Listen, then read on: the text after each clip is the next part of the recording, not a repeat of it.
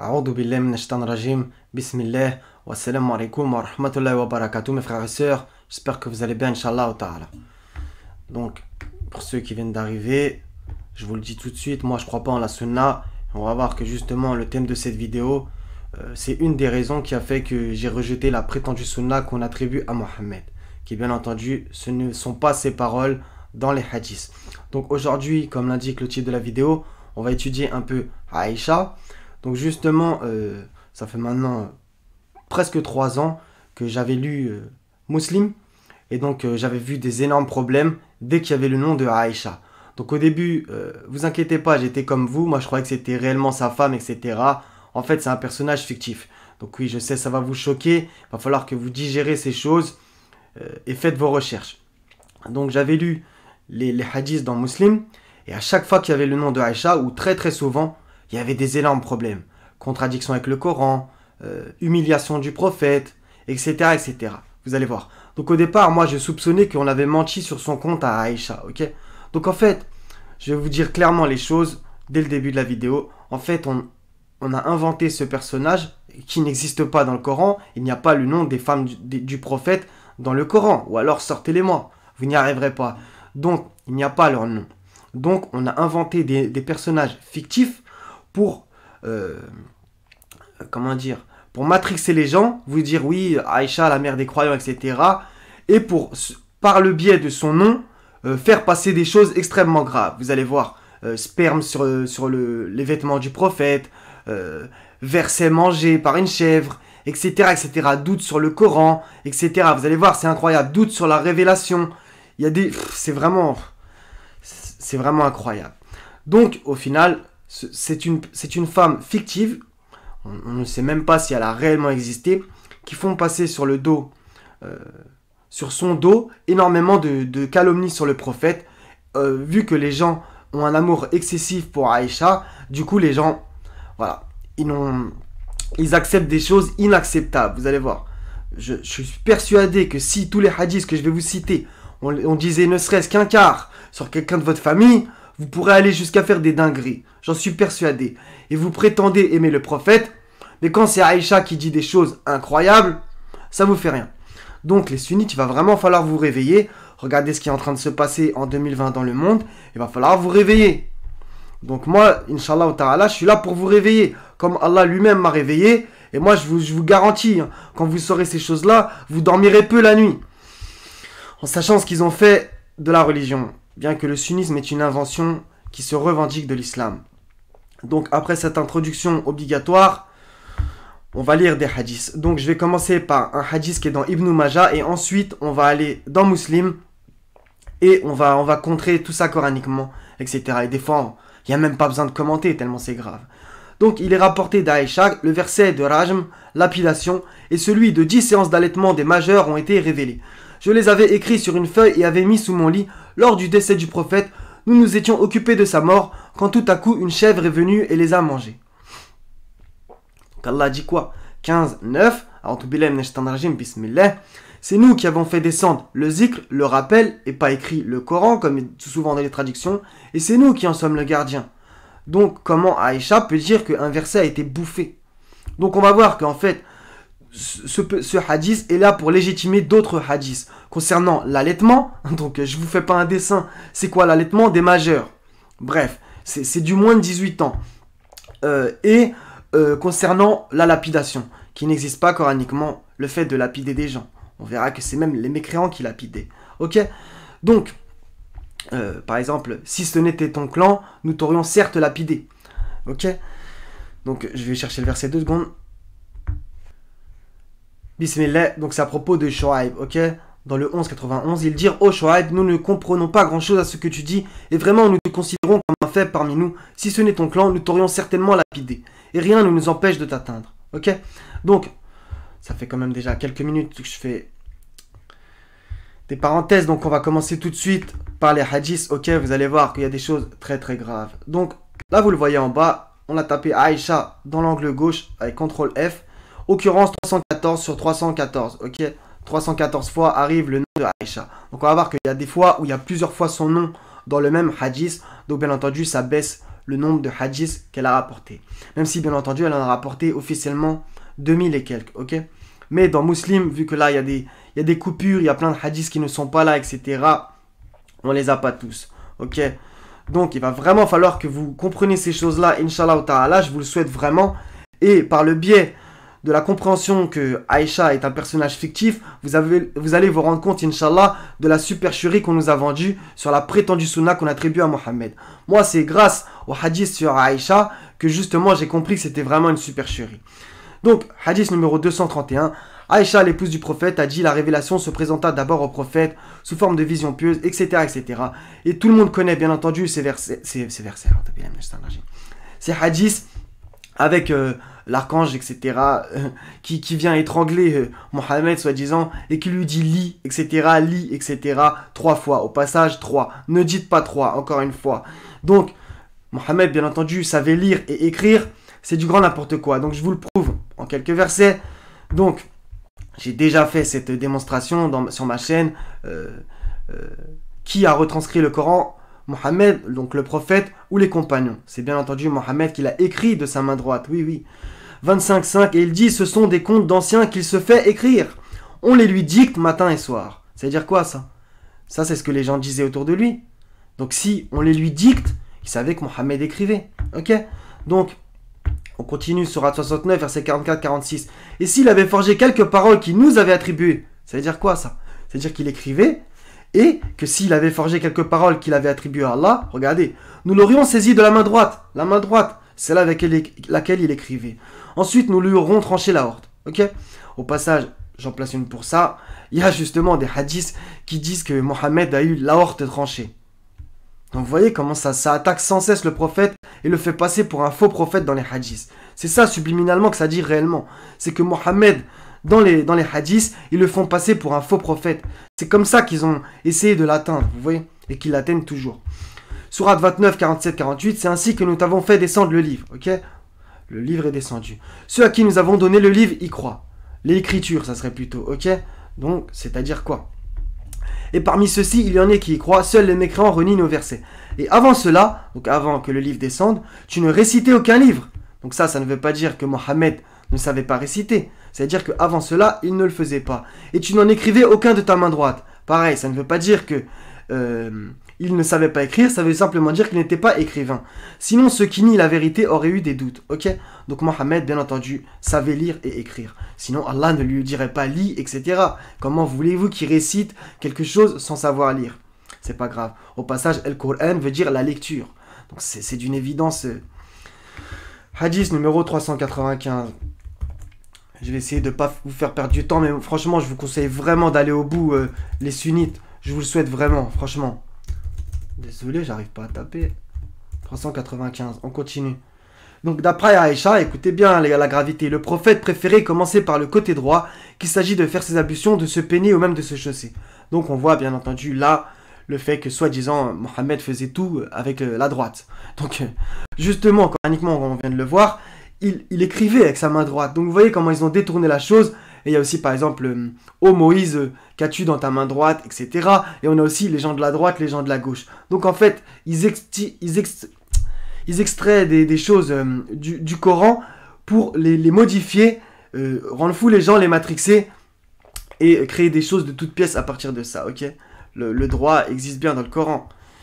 Ok, donc, soi-disant, voilà, les ablutions par le côté droit, etc., faire 3 fois, etc. Ça vient bien entendu des hadiths, comme je l'ai déjà dit, ok?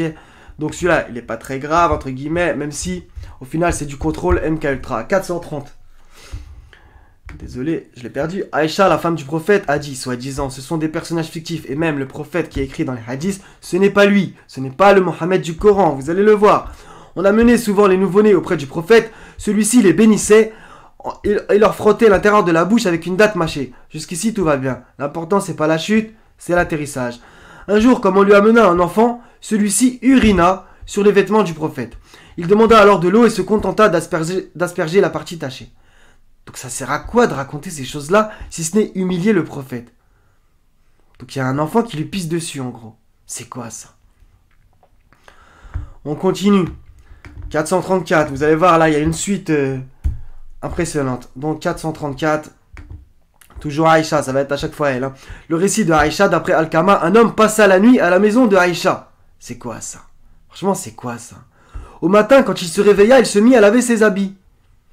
Car il avait eu des pollutions nocturnes entre parenthèses. Donc là, on est carrément littéralement chez les dingues. L'ayant vu, Aïcha lui dit. Donc carrément, elle voit ça et elle lui parle. Si tu vois la tache, lave-la. Sinon, asperge d'eau l'endroit de tes habits.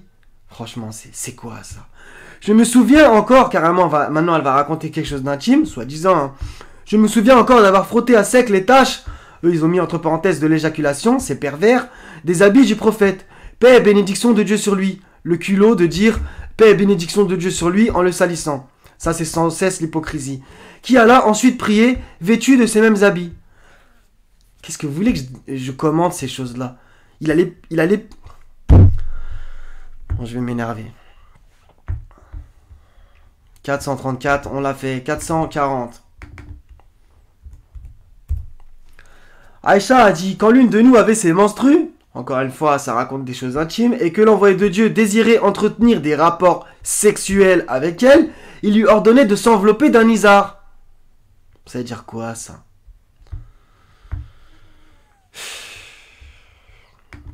« 445, on continue.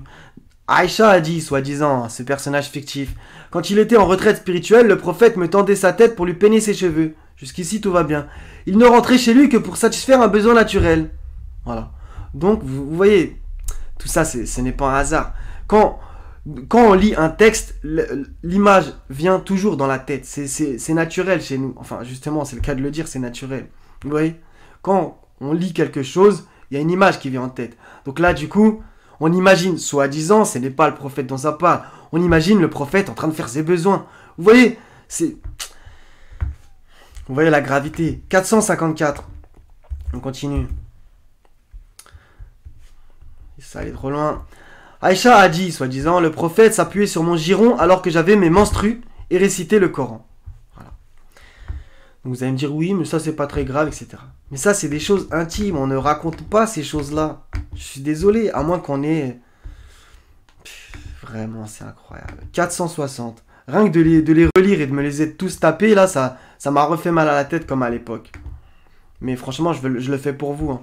D'après Aïcha, quand le prophète voulait dormir alors qu'il était souillé, à la suite des rapports sexuels, qu'est-ce que tu racontes ça sur ton mari? Et encore plus sur un envoyé? Il faisait d'abord ses ablutions comme pour la prière. Ok? Donc là, vous allez me dire, oui, mais c'est utile, comme ça, on sait que... Il n'y a pas besoin de ça, c'est écrit. Sourate 5, verset 6, Sourate 4, verset 43. Il n'y a pas besoin de hadith pour connaître ces choses-là. 474, on continue. Donc ça va être long, hein, franchement.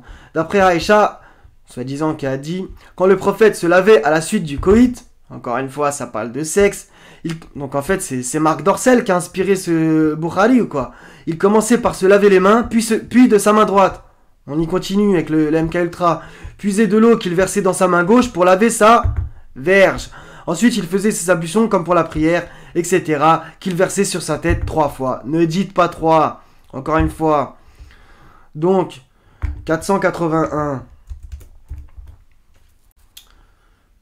Ça allait trop loin.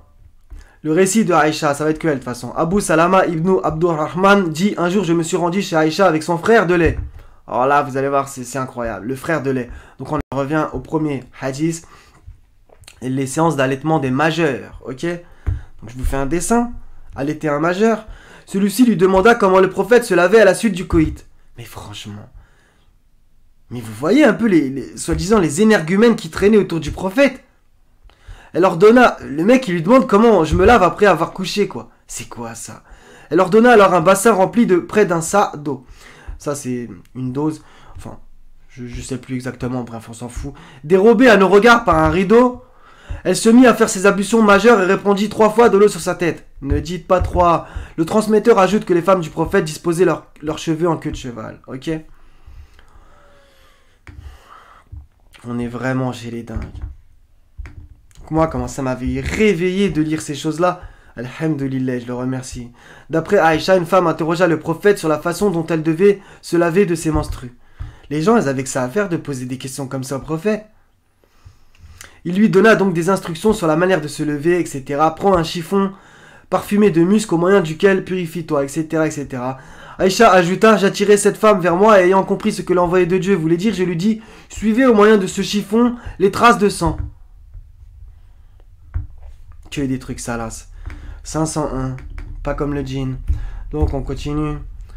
D'après Aïcha, Fatima bint Abi Ubaysh, que des personnages fictifs, vint dire au prophète, ô envoyé de Dieu, je souffre d'écoulement de sang en dehors de mes menstrues et je n'arrive pas à me purifier. Dois-je renoncer à la prière?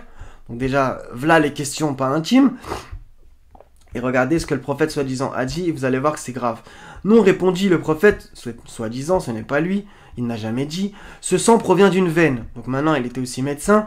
Il ne s'agit pas des menstrues. Quand tu es indisposé, vous allez voir, hein, cesse de faire la prière. Et une fois cette période terminée, lave-toi et fais la prière. Ok?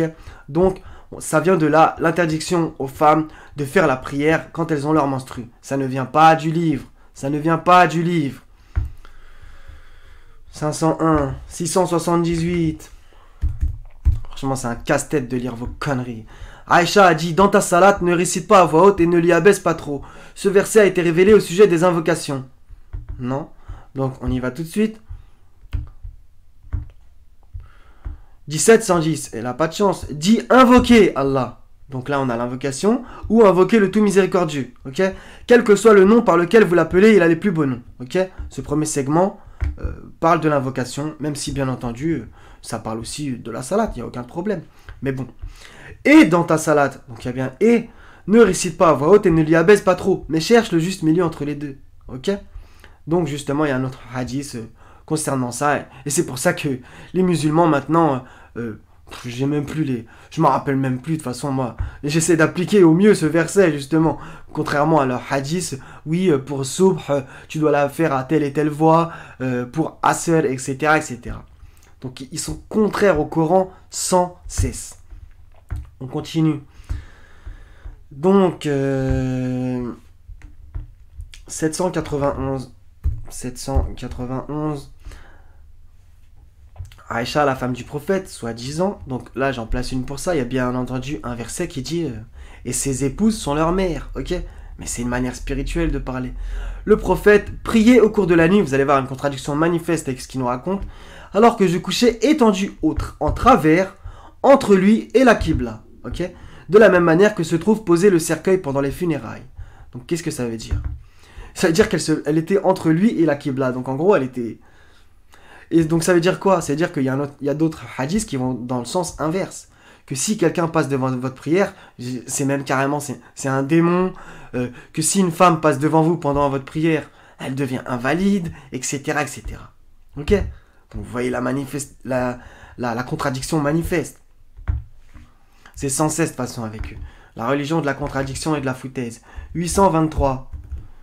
Donc... D'après Aïcha, l'envoyé de Dieu dit lors de sa maladie à la suite de laquelle il succomba, encore une contradiction, que Dieu maudisse les juifs et les chrétiens qui ont pris les tombes de leurs prophètes pour oratoire. Aïcha poursuivit, sans cela on aurait fait bâtir la tombe sur une place éminente. Pardonnez-moi, mais il craignait qu'on la prenne pour oratoire. Donc ça j'en place une pour ça. Donc ça je sais que vous allez avoir du mal à le digérer, vous allez peut-être appuyer sur la croix, si vous êtes déjà resté là. Mais Médine est une escroquerie. El Madinati, dans le Coran, ça revient pour Moïse, ça revient pour Joseph, ça revient même pour... ça revient pour plein de personnes. Donc maintenant, expliquez-moi comment Joseph, est-ce qu'il habitait à Médine, et est-ce que Moïse habitait à Médine. Bref. Donc, il y a aussi un verset, Sourate 36, verset 20, Aksal Madinati, et du bout de la ville. Ok, c'est pas écrit du bout de Médine. Donc, du coup, j'ai un peu perdu le fil. Donc, ça, c'est pour remplacer pour la prétendue ville de Médine, au passage, et la prétendue mosquée du prophète, où il y a sa tombe dans la mosquée. Donc, encore une contradiction manifeste avec votre propre sunna, la sunnatu al-awwalin, la tradition des anciens. Alors que la sunna, la vraie, c'est celle d'Allah, sunnat Allah. Sourate 17, verset 77, etc., etc. Il y en a plein. Ça apparaît 14 fois le mot sunna dans 9 versets. Faites vos recherches. Donc, il n'y en a que 2. Où tu veux suivre la sunna des anciens, qui ramène aux coutumes donc Sourate 2, verset 170, et à la religion des ancêtres, ou tu veux suivre, comme Joseph l'a fait, la religion de tes ancêtres, Abraham, etc. Comme Mohammed lui aussi. Non, mais nous suivons la religion d'Abraham, la voie d'Abraham, la Milat Ibrahim. Donc j'ai fait une parenthèse, 823, 854 maintenant. 854. D'après Aïcha, l'envoyé de Dieu, s'ayant aperçu d'un crachat ou d'une morve sur le mur de la Qibla, il le frotta. Donc maintenant, le prophète... qu'est-ce que vous voulez que je dise, franchement. Donc du coup, on imagine toutes ces choses-là. Vous voyez, il y a l'image qui vient. 922. Sans compter les hadiths qu'on ne vous sorte jamais, parce que sinon vous remarquerez la supercherie. Que le prophète, soi-disant, il pissait assis, c'est quand même scandaleux. Il faisait caca assis sur 2 briques, que les compagnons, il l'accompagnait pour aller pisser. Incroyable. 922, Aïcha a dit 2 vieilles femmes des juifs de Médine, vous voyez l'escroquerie, vinrent me voir et me dire les morts sont torturés dans leur tombeau. Donc ça c'est pour, j'en place une pour le prétendu châtiment de la tombe. Bref, je me suis déjà exprimé là-dessus, je peux pas faire d'énormes parenthèses. Je traitais cela de mensonges et ne jugeais pas bon de les croire. Quand elles furent parties et que le prophète étant venu me voir, et je lui dis, ô envoyé de Dieu, 2 vieilles, et je leur racontai la chose. Elles ont dit vrai, me répondit-il. Ils sont torturés et leurs cris ne sont perceptibles que des animaux. Depuis ce jour, je ne vis jamais le prophète faire une prière sans se réfugier auprès de Dieu contre le châtiment de la tombe. Coraniquement, ça n'existe pas. Il tord des versets pour dire que le châtiment de la tombe existe. Donc, il y a un verset qui dit « Allah retient les âmes au cours de leur sommeil » et en gros, il fait redescendre celle des vivants, tout simplement. Donc, on va aller tout de suite comme ça. Bismillah. Allah reçoit les âmes au moment de leur mort, ok, il les reçoit, ainsi que celles qui ne meurent pas au cours de leur sommeil. Il retient celles à qui il a décrété la mort, elles sont retenues par Dieu, tandis qu'il renvoie les autres jusqu'à un terme fixé. Alors elles descendent dans les corps, comme chaque fois qu'on dort, ok. Il a certainement là des preuves pour des gens qui réfléchissent. Très bien. Donc, vous voyez, ça n'a rien à voir avec ce qu'ils nous vendent. Et même, il y a aussi le fait que les gens, enfin nous tous, quand on sera ressuscités, voilà, pourquoi nous a-t-on réveillés de là où nous dormions, etc. Ok. Et à propos de un soir, un matin, une journée, etc. Vous allez voir, il y a plein de versets qui vont dans ce sens-là. En gros, on ne sentira pas le temps de notre mort jusqu'au jour de la résurrection. On ne le sentira pas. Alors que eux, ils nous vendent que voilà, on est totalement vivant, qu'on souffre, ou alors qu'au contraire, c'est la félicité. C'est du grand n'importe quoi. Donc ça, c'était du contrôle MK Ultra pour faire flipper les gens. Des fois, ils le racontent même à leurs enfants, qui en font des cauchemars, etc. La religion de la peur. D'après Aïcha, la femme du prophète, soi-disant, a dit, une nuit, l'envoyé de Dieu retarda l'accomplissement de la prière de Aïcha, jusqu'au premier tiers de la nuit. Quand Omar ibn al-Khattab lui eut dit que les femmes et les enfants s'étaient endormis, écoutez bien, le prophète sortit et dit aux gens réunis à la mosquée, personne au monde autre que vous n'attend la prière ainsi. C'était avant que l'islam ne fût répandu parmi les gens. Donc première hérésie, ça sous-entend que l'islam est arrivé avant Mohammed, jamais. Et au passage, les femmes et les enfants s'étaient endormis. En gros, le prophète, il arrive après que les gens dorment, donc il fait galérer les gens.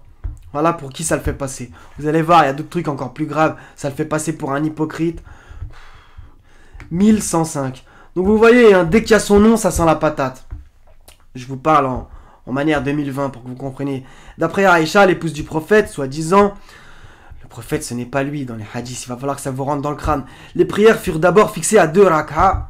Donc ça n'existe pas dans le Coran. Allah nous dit, tenez-vous debout devant Allah avec humilité. Dans la sourate 2, verset 228, là je vous fais les choses de mémoire. Dans la sourate 22, verset, au pire vous le trouverez, inclinez-vous et prosternez-vous, ok. Donc se tenir debout, s'incliner, se prosterner. Sourate 4, verset 100 à 103, il y a aussi la prière en groupe, et le verset 103 de mémoire est ultra intéressant pour lorsqu'on a terminé la salat. Invoquer Allah debout ou assis ou couché sur les côtés, ok. Donc, il y a tout écrit dans le Coran. Quand vous me demandez comment faire la prière, vous inquiétez pas, c'est écrit dans le Coran. Allah nous y incite et nous dirait pas comment faire. Et il y a un peu une bonne vision de Dieu, s'il vous plaît. Donc, Donc voilà, c'est du grand n'importe quoi les raka, ok? Allah ne nous demande jamais de se relever et de recommencer, jamais. Donc j'en ai déjà placé une pour le Allahu Akbar, l'adhan, la double shahada, etc. Donc 1270, on continue. 1270, je vérifie combien de temps ça fait. 25 minutes déjà, ça va être très long, hein, franchement. Ouais, ça marche. D'après Aïcha, la mère des croyants, vous voyez, c'est comme ça qu'ils vous ont, hein, c'est comme ça qu'ils vous ont, comme ça, vous... En gros, c'est comme si elle était intouchable, donc du coup, vous ne pouvez rien critiquer. Et quand vous dites ces choses-là, là, on va peut-être me faire même passer pour un chiite. Mais moi, je me désavoue du chiisme et de votre sunnisme bidon. Une nuit, l'envoyé de Dieu fit la prière nocturne dans la mosquée, quelques fidèles la firent. Alors avec lui, la nuit suivante, il fit de même, et les fidèles devinrent encore plus nombreux. À la 3e ou la 4e nuit, ceux-ci se rendirent. En gros... voilà, le narrateur ajoute que c'était durant le ramadan. Ça, le 1270, ça parle du tarawih. Et après, vous nous parlez d'innovation. Désolé, je me suis trompé. Donc, 1309. 1309. D'après Aïcha, l'envoyé de Dieu, soi-disant, a dit: si l'un de vous s'assoupit en priant, qu'il aille se coucher jusqu'à ce qu'il n'ait plus sommeil. Il se peut que celui qui prie en somnolent appelle la malédiction sur lui au lieu de demander le pardon de ses péchés. Donc maintenant... qu'est-ce que vous voulez répondre à ce genre d'affabulation? 1851. Donc vous voyez, hein, c'est quand même une belle brochette. Hein. Aïcha a dit: le prophète baisait certaines de ses femmes alors qu'il jeûnait. Puis elle s'est mise à rire. On a besoin d'un commentaire, franchement. Donc 1864. D'après Aïcha et Salama, soi-disant ces personnages fictifs, il arrivait que l'envoyé de Dieu, soi-disant, se réveillait le matin souillé à la suite d'un rapport charnel, et malgré cela, elle poursuivait son jeûne. Qu'est-ce que vous voulez que je vous dise?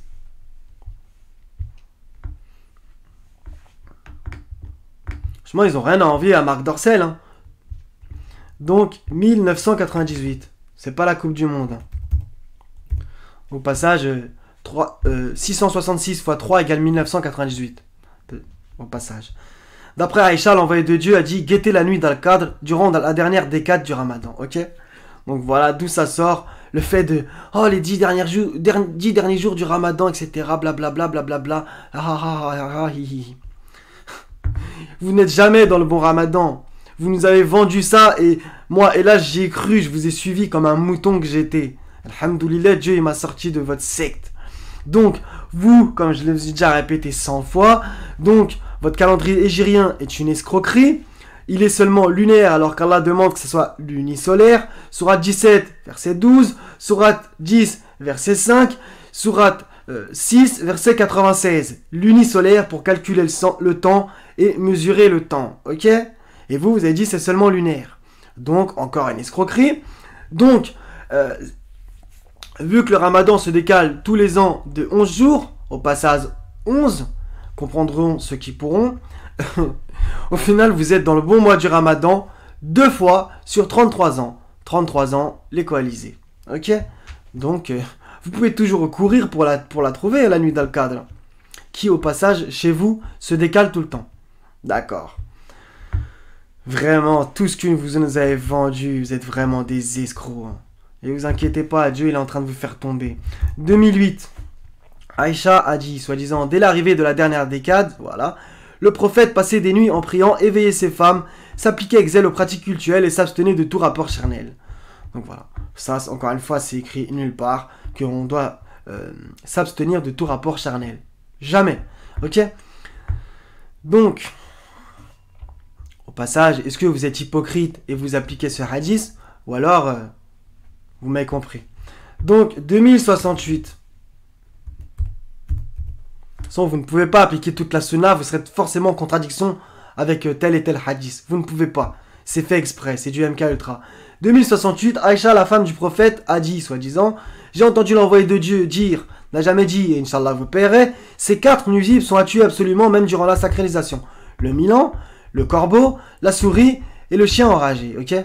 Le corbeau qui a aidé le premier meurtrier de l'humanité, Caïn, à enterrer. Donc, on a appris du corbeau. Et il a aidé aussi Noé après le déluge. Ainsi que la colombe a aidé Noé, ok? Donc maintenant, le corbeau est à tuer. Donc vous voyez la superstition aussi. Hein. Et le chien, dans d'autres hadiths, ce n'est pas Aïcha qui le dit, soi-disant le prophète a ordonné de tuer tous les chiens carrément. Il n'y a pas écrit chien enragé ou chien avec une tache, etc. Non, il y a écrit chien d'une manière globale, ok. Vous, votre soi-disant prophète des hadiths, qui n'est pas le même que celui du Coran, je suis obligé de le répéter, il n'a sûrement jamais lu la sourate 18, ok. Donc, sans compter la chasse, etc., les carnassiers, etc., qui... vraiment, c'est... 2547, on continue. 2547. Aïcha a dit, donc là ça va être... Je vais même pas aller au bout, hein, je vous cite juste la première phrase. A dit, j'avais 6 ans lorsque le prophète m'épousa et 9 ans lorsqu'il eut effectivement des relations conjugales avec moi. Donc, hadith légitimement la pédophilie. Donc, maintenant je vous demande les sunnites, appliquez-vous cette sunna? D'accord. Donc, il y a bien entendu, par contre, des gens qui l'appliquent dans le monde, qui se marient avec des enfants. Oui, oui. Hélas. Ok? Donc, maintenant, le prophète, ils le font passer pour un pédo. Ok? 2587. Donc, on reconnaît un arbre à ses fruits. On sait qui c'est qui a dit ces choses-là. D'après Aïcha, la femme de Rifa'a vint dire au prophète, j'étais mariée à Rifa'a. Ok, regardez, hein, Aïcha, ce qu'elle dit. Hein. C'est quand même scandaleux. Mais il m'a irrévocablement répudié. Désolé, je vais boire un peu de café avant de raconter ces conneries. J'aurais dû boire de la main gauche d'ailleurs. C'est écrit où que dans le livre que on n'a pas le droit de boire de la main gauche. J'ai alors épousé Abdurrahman ibn Az-Zubayr. Mais sa verge est pareille à une frange de vêtements. Allusion à son impuissance sexuelle. C'est quoi ça? Mais pourquoi tu racontes des trucs comme ça? C'est pas fini. Veux-tu, lui demanda le prophète en souriant. Donc maintenant le prophète, on lui raconte un truc comme ça, il sourit. Te remarier avec Rifa'a, ce ne sera pas avant que tu n'aies goûté du miel de Abdurrahman et qu'il n'ait goûté du tien, c'est-à-dire après la consommation de votre mariage. C'est quoi ça? Pipi, caca, sperme, etc. Voilà. Donc, 2587 on l'a fait, 2615. D'après Aïcha, le prophète, soi-disant, était chez elle quand elle entendit la voix d'un homme demandant la permission d'entrer chez Hafsa. Encore un personnage fictif. Oh, envoyé de Dieu, dit Aïcha, voilà un homme qui demande la permission d'entrer chez toi. Là, vous allez voir la manipulation. Je crois, répondit le prophète, que c'est un tel. Quand ils mettent un tel, c'est toujours que ça sent la patate, c'est qu'ils cachent les blazes. L'oncle paternel de lait de Hafsa. On revient au premier hadith que je vous ai cité dans Ibn Majah. L'oncle de lait, etc. Donc je vous fais pas un dessin, vous allez voir, ça va venir après.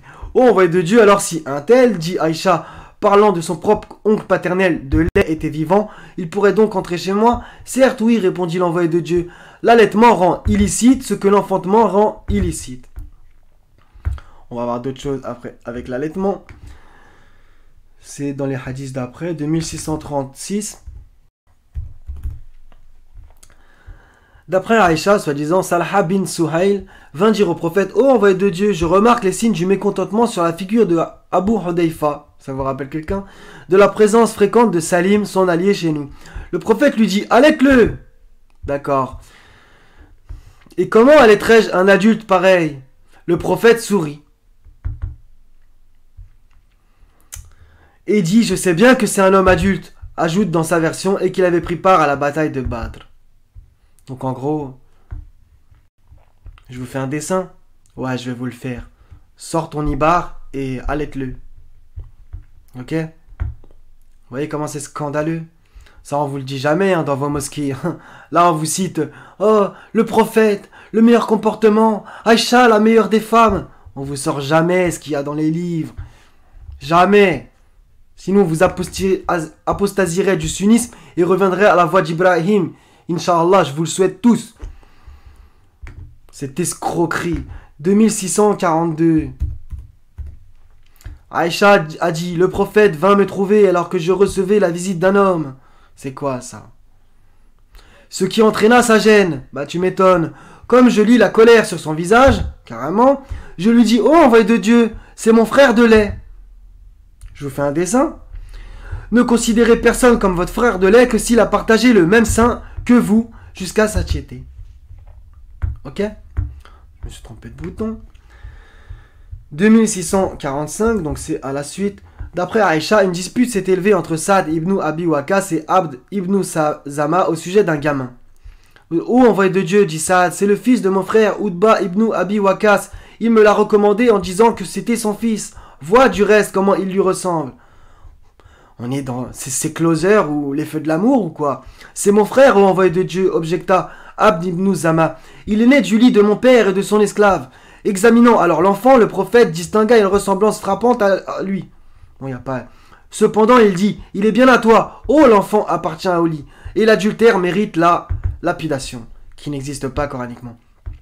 Voile-toi devant cet enfant, ô Saouda bint Zama. Ok.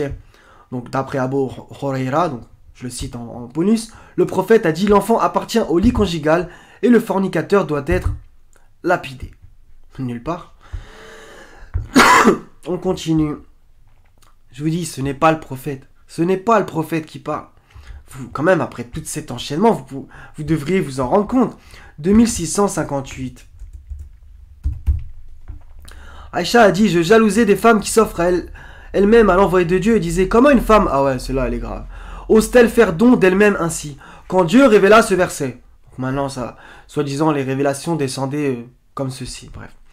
La cause de la révélation. Tu fais attendre qui tu veux d'entre elles et tu héberges chez toi qui tu veux.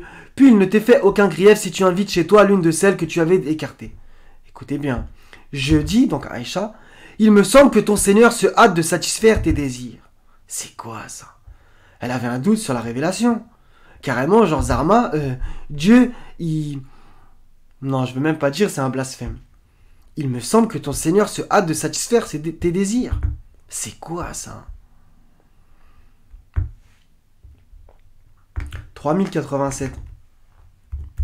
Donc moi je vous cite tous ces hadiths, pas pour que vous alliez dans le chiisme. Donc 3087. D'après Aïcha, l'envoyé de Dieu. C'est incroyable. Vous allez voir la contradiction en deux phrases. Le hadith 3086, on va lire juste une partie, et le 3087 d'après Aïcha. L'envoyé de Dieu, soi-disant, n'a légué ni un dinar, ni un dirham, ni une brebis, ni un chameau, et donc il n'a pas fait de testament. Le hadith d'au-dessus. Le prophète a fait son testament, répliqua-t-il, conformément au livre de Dieu, qu'il soit loué et exalté. Donc on fait comment? Il l'a fait, il l'a pas fait?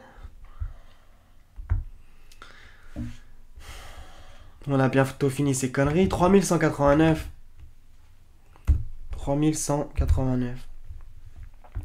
Aïcha a dit, l'envoyé de Dieu ordonnait de couper la main du voleur quand il s'agit de la valeur d'un quart de dinar ou davantage. Donc, entre guillemets, ça s'appuie sur le Coran, bien que je suis bien entendu pas d'accord avec cette interprétation de certains versets. Moi, j'entends pas par là couper la main au sens couper, ok? Parce que sinon, ça serait le mot sectionner, ok? Donc, moi, j'entends par là faire une marque ou autre. Ou alors, on me l'a dit, je trouve ça intéressant aussi, c'est d'une manière spirituelle, couper la main du voleur, c'est-à-dire dans le sens... faites en sorte qu'il ne le recommence plus, ok? Donc vous avez ça dans la sourate Joseph, elles se coupèrent les mains quand elles virent Joseph, ok? Donc elles se sectionnèrent les mains avec le couteau, faut un peu réfléchir. Non, elles se fit, voilà, elles l'ont vu, elles ont fait clac. Vous voyez, ou alors c'est encore une fois d'une manière spirituelle, elles ont été ébahies, quoi, vous voyez? C'était en fait peut-être aussi, ça n'engage que moi. Donc c'est par rapport à l'interprétation du frère que je trouve très intéressante pour le coup. Donc là, je viens d'y réfléchir. Donc c'était peut-être une façon de parler de l'époque, vous voyez. Il y a moyen. En tout cas, je trouve ça très intéressant. Donc, 3193. Aïcha, soi-disant, a dit du temps de l'envoyé de Dieu, ce n'est pas lui. On ne coupait pas la main du voleur pour une valeur inférieure au prix d'un bouclier ou d'une cuirasse. Et chacun d'eux était de valeur. Ok ? Donc après, il y a d'autres hadiths, justement, qui vont dans le même sens. 3242. C'est vraiment un calvaire de lire vos conneries. 242. Mais c'est pour la bonne cause, Inch'Allah, que je fais ça. D'après Aïcha, le prophète a dit, soi-disant, celui qui innovera dans notre religion des choses qui n'en font pas partie est un apostat. Ok? Donc ça, c'est justement contrôle mental, politique de la peur, de la terreur, pour... oh, c'est bida. C'est marrant. Mohammed, il dit, je ne suis pas une innovation parmi les messagers. Donc on va y aller tout de suite. Innovation. On y va tout de suite.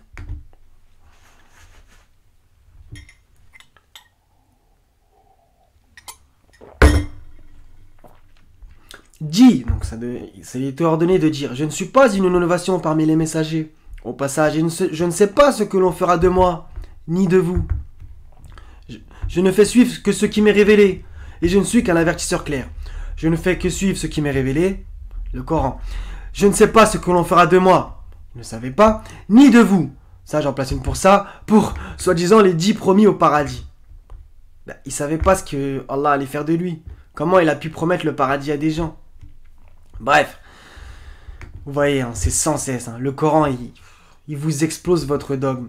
Donc, je ne sais plus où j'en suis. Donc, 3242, c'est fait. 3963. Vous voyez, je vous en ai extrait quand même pas mal. Hein. Je vous mâche le travail, hein, franchement. D'après Aïcha, une fille des Ansar s'est mariée. Elle tomba malade et ses cheveux tombèrent et comme les siens voulurent lui mettre de faux cheveux, ils vinrent consulter l'envoyé de Dieu. À ce sujet, qui maudit celle qui met des faux cheveux à une autre et celle qui porte des faux cheveux. Donc n'allez plus à Château-Rouge. Ok, donc voilà, donc 3963. Donc maintenant il maudit pour des faux cheveux. 4059. 4059. D'après Aïcha, un juif de la tribu Zouraïk nommé Labid Ibn al-Assam ensorcela l'envoyé de Dieu, écoutez bien, au point qu'il lui semblait faire des choses qu'il n'est pas faites. Ok. Il lui répondit, de quoi souffre cet homme, un peu plus loin, il est ensorcelé. On va voir après ce qu'a dit le Coran. Donc est-ce que Mohammed a été ensorcelé? On va voir. Bien entendu que non. 1747, nous savons très bien ce qu'ils écoutent. Quand ils t'écoutent et qu'ils chuchotent entre eux, les injustes disent, vous ne suivez qu'un homme ensorcelé. Ok. Il y en a encore un autre. 25.8, ou que je vais vérifier. En fait, tous les mécréants, justement, ils insultaient les envoyés d'ensorceler. Ou que ne lui a-t-on lancé un trésor, donc c'est à propos de Mohammed, ou que n'a-t-il un jardin à lui, dont il pourrait manger. Les injustes disent, vous ne suivez qu'un homme ensorcelé. Voilà à quoi il te compare, ok, donc aucun problème, c'est pour lui. Ils se sont égarés, ils ne pourront trouver aucun chemin, ok. Donc encore une fois, donc selon ce personnage fictif Aïcha, ça met le doute et ça insinue que le prophète a été ensorcelé, ok. Donc vous voyez, hein, doute sur le Coran, dégueulasserie sur Mohammed, insinuation que le prophète était ensorcelé, il y en a tellement. Donc, 4059 c'est fait. 4070, donc un peu plus bas. Aïcha a dit, soi-disant, l'envoyé de Dieu lui enjoignit de s'exorciser contre le mauvais œil. Ok. Donc maintenant, vous comprenez les Khamsa Ferranik, la main de Fatma, etc. Ok. Ok. Donc le mauvais œil, ça n'existe pas coraniquement, bien qu'on va me dire que les sourates de la fin sont protectrices, etc., etc., contre le mal de l'envieux quand il envie, etc. Donc ça, c'est...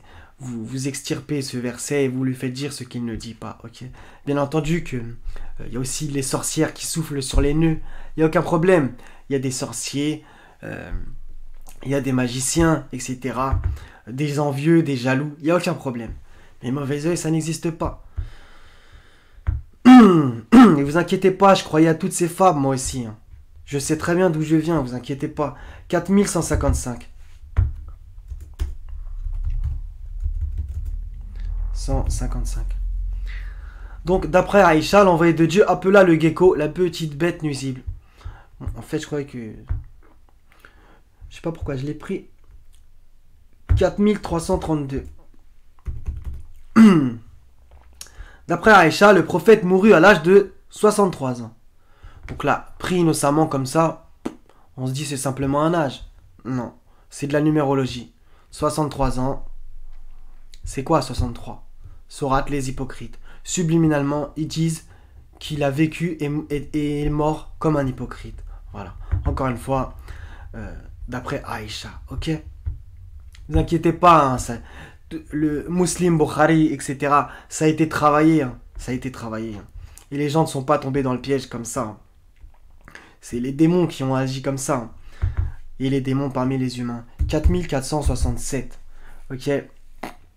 Aïcha, soi-disant, a dit Hala bint Khuwaylid, la sœur de Khadija, ayant demandé à être admise auprès de l'envoyé de Dieu, celui-ci, reconnaissant la façon de s'exprimer de Khadija, fut tout troublé et s'écria: Ô Seigneur, c'est Hala bint Khuwaylid, prise de jalousie.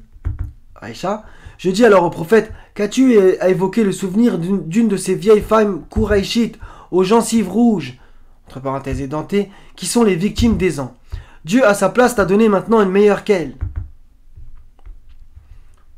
Qu'est-ce que vous voulez que je dise? Regardez comment elle parlait, soi-disant. Ça ne peut pas être une épouse du... Bref, c'est pas grave. 4470, bien que dans la sourate 66, en mauvais exemple, il y a justement la femme de Lot et de Noé, ok? Donc, il n'y a aucun problème que des prophètes ont eu des mauvaises femmes. Bien que, d'une manière générale, Allah dit les bons aux bonnes, les mauvais aux mauvaises. Le fornicateur avec la fornicatrice, etc., etc. Le croyant à la croyante, ok? Mais par sa sagesse, Allah fait ce qu'il veut. Et peut-être que les femmes de Lot et Noé ont dévié au bout d'un moment, ok? Donc on voit aussi dans la Bible que justement, la femme de Lot, elle s'est retournée et elle a été transformée en statue de sel, ok? Et coraniquement aussi, sauf ta femme qui sera du nombre des exterminés, ok? Donc il n'y a aucun problème, coraniquement, bibliquement, ça colle.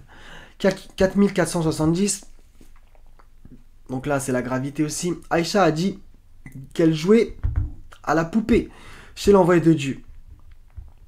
Qu'est-ce que vous voulez que je vous dise? À la poupée.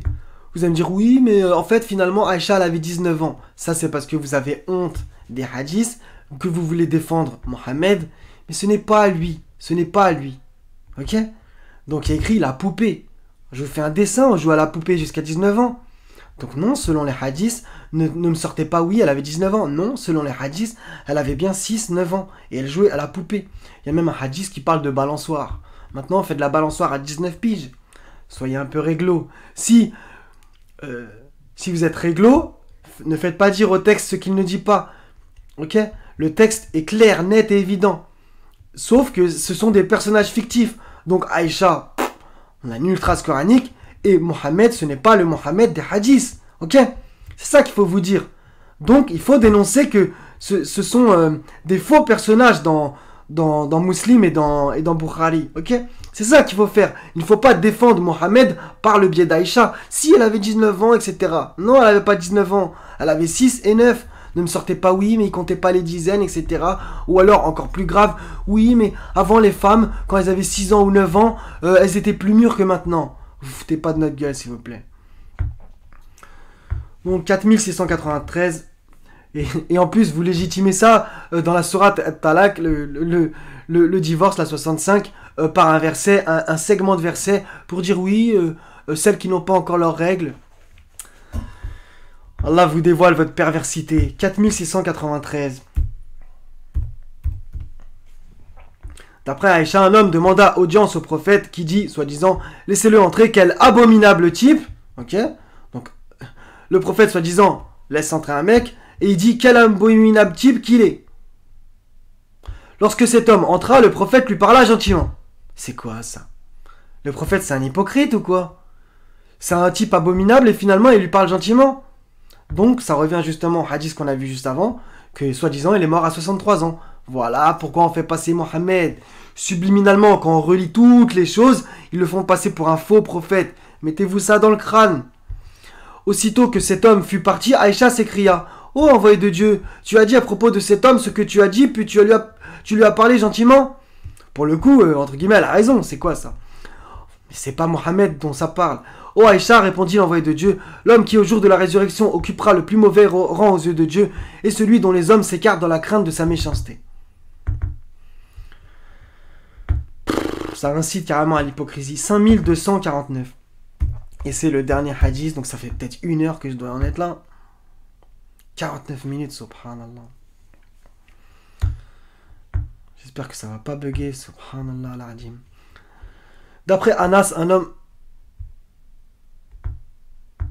Pourquoi je l'ai pris celui-là? C'est d'après Anas. Bon, c'est pas grave, on va le faire en bonus. D'après Anas, un homme vient interroger l'envoyé de Dieu. Quand est-ce que l'heure aura-t-elle lieu? Le prophète, ayant chez lui un garçon des Ansar, nommé Mohammed, répondit alors: si ce petit garçon reste encore en vie et avant qu'il ne soit atteint de la décrépitude, il sera témoin de l'arrivée de votre heure. Donc là, il y a peut-être une magouille au niveau de la traduction. Parce que là, il y a bien écrit quand est-ce que l'heure aura-t-elle lieu? L'heure avec un grand H. Et même là, il y a écrit avec un grand H. Donc, en disant, Mohammed leur aurait dit qu'en gros, avant qu'il ne soit atteint de la décrépitude, le petit garçon, il sera témoin de l'arrivée de votre heure. Donc bien entendu, ça va contre le Coran 33-63. Les gens t'interrogent au sujet de l'heure. Dis, donc Mohammed devait dire, sa connaissance est exclusive à Allah. Qu'en sais-tu? Il se peut que l'heure soit proche. Ok? Donc, là je suis sur un Wikipédia. Dans la version actuelle du Coran, aucun verset ne prévoit la lapidation pour les adultères. Exactement. Le verset de la lapidation désigne, etc., qui pour certains aurait appartenu au Coran avant d'en être retiré. Vous voyez la gravité, etc., etc. Donc ça c'est dans le Muwatta. Si le vieux et la vieille forniquent, lapidez-les absolument en châtiment de Dieu, et Dieu est puissant et sage. Ok? Donc vous voyez? Donc ça m'a gavé, en vérité. J'ai même pas envie de lire, c'est tout. Donc voilà les frères et sœurs. Bah, pour vous, ça sera une révision. Au pire, vous aurez appris certaines choses et vous pourrez le dire, je sais pas moi, à vos familles ou à vos proches. Parce que par le biais de Aïcha, on peut comprendre énormément de choses. Et le fait que la prétendue sunna qu'on attribue à Mohammed est une supercherie, une escroquerie qu'on nous a vendue pour nous faire tomber dans l'égarement. Donc voilà. Et les sunnites, 51 minutes, je sais vraiment pas si vous êtes allés au bout. Il y en a plein, ils ont dû couper dès le début, m'entendant dire certaines choses. Je peux le comprendre, mais peut-être que par ce petit biais, même d'avoir entendu certaines choses au départ, vous ferez vos recherches. Et Inch'Allah, je vous souhaite de sortir du sunnisme. Et pas pour rentrer dans une autre secte. Ce n'est pas on sort d'une secte pour rentrer dans une autre, ou pour en créer une autre. Que Dieu nous en préserve, ok? Donc revenez au livre, c'est urgent. Regardez ce qui se passe en ce moment. C'est urgent là c'est urgent. Vos mosquées, vos prétendues mosquées, elles ont fermé. Réfléchissez. Dieu, il est en train de montrer plein de choses. Voilà. Donc je pense que c'est clair. C'est pour ça que j'ai nommé cette vidéo. Bon là, je ne sais pas encore comment je vais la nommer. Je vais faire la vignette après, Inch'Allah. Voilà. Donc la véritable Aïcha, ok? Et moi, je vous le répète encore, c'est un personnage fictif. On n'a pas son nom dans le Coran. Vous ne pouvez pas prendre des livres humains pour preuve en dehors du Coran. Donc ça, je vais le redire, même si ça va déplaire à certains, j'en ai rien à faire. Dans l'évangile, on a le nom des 12 apôtres. On a leur nom. Mais coraniquement, vous n'avez ni le nom d'Omar, Abou Bakr, Ali, Aïcha. Tous ces noms-là, ça n'existe pas. Ça n'existe pas. Et je me suis déjà même exprimé sur le terme compagnon. C'est Mohammed le compagnon. Votre compagnon ne s'est pas égaré, n'a pas été induit en erreur. C'est Mohammed le compagnon. Ok? C'est lui notre compagnon. Et il y a dans le 940, Mohammed avait un compagnon. Et bien entendu, Mohammed avait des gens qui l'entouraient. C'est forcé. Les Ansar et les Muhajiroun. Ok? Il n'y a aucun problème avec ça. Mais les appeler les Sahaba, ça n'existe pas dans le Coran. Les Sahaba, c'est Moïse qui les a eus. Ashabu Moussa. Ok? Quand les compagnons de Moïse dirent « Nous allons être rejoints », Moïse dit « Jamais, car j'ai avec moi mon Seigneur qui va me guider. » Ok? C'est Moïse qui a eu des Sahaba. Ashab ou Moussa. Ok? Donc je pense que c'était tout. Voilà. Donc je vous le redis, je vous souhaite vraiment que vous sortez de cette secte comme Dieu nous a fait sortir par sa grâce infinie. Donc moi c'est vraiment... en lisant justement, à chaque fois qu'il y avait le blaze Aïcha, j'étais énervé parce que j'avais la sensation qu'on crachait sur elle, etc. Donc même, à l'époque, je la défendais, je disais, regardez ce qu'on dit sur elle, etc. Puis l'étape d'après, ça a été, en fait, c'est un personnage fictif, ok, qu'on fait pour légitimer un tas de choses par l'émotion. Oh, c'est la mère des croyants, Donc du coup, on n'a rien le droit de remettre en cause. Non, c'est un personnage fictif. Et par son biais, on fait dire j'allais dire un gros mot, des dégueulasseries sur Mohammed, des choses contraires au Coran, etc. Des législations qui n'existent pas, etc. Et des choses dignes d'un film X. Oui, oui. Et qui relèvent de l'ordre de l'intime. Vous avez déjà raconté à quelqu'un, même dans votre famille, donc toi, ma soeur, si tu m'écoutes, t'as déjà raconté, oui, mon mari, il fait caca en telle position. Mais est-ce que t'oserais raconter ça sur un prophète? T'oserais raconter à ta cousine que ton mari, tu nettoyais son vêtement quand il avait du sperme dessus? T'oserais pas. C'est des ennemis du prophète qui ont fait ça. Rentrez-vous ça dans le crâne. Voilà, donc ça sera tout. Donc voilà mes frères et sœurs, donc soyez bénis. Je vous aime pour la face d'Allah subhanahu wa ta'ala. Wa salamun ala al-mursalin. Wa alhamdulillahi rabbil alamin. La ilaha illa huwa al-azizul hakim. Wa salamu alaikum wa rahmatullahi wa barakatuh mes frères et sœurs. À la prochaine, Inch'Allah ta'ala.